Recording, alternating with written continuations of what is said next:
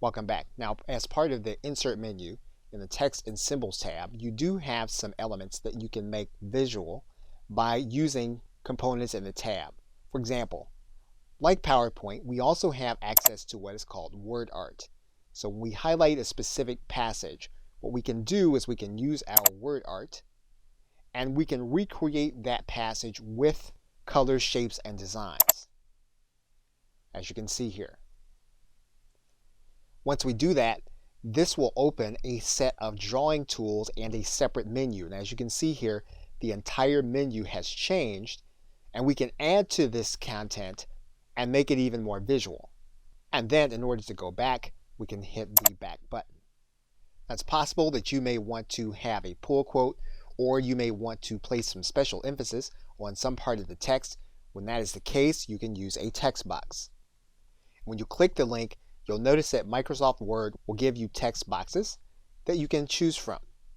And you'll see here that the text box will be something that you can drag and drop any place inside of your document.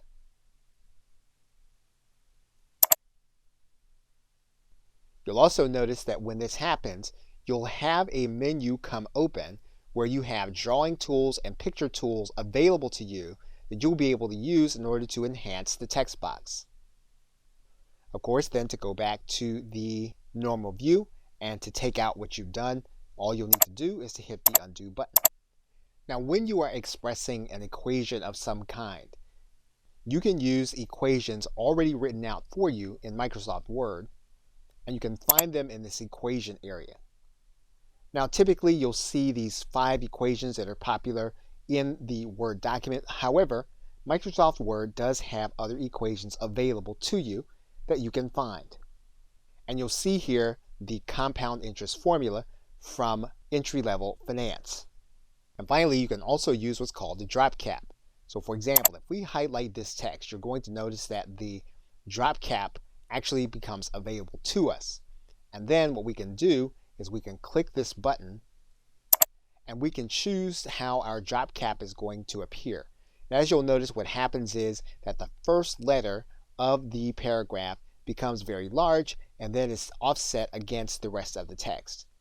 In this case, we can choose our options. We can then write in our drop cap and we can size it down or size it up if we need to. Okay, so with that, thanks, and I will see you in another video.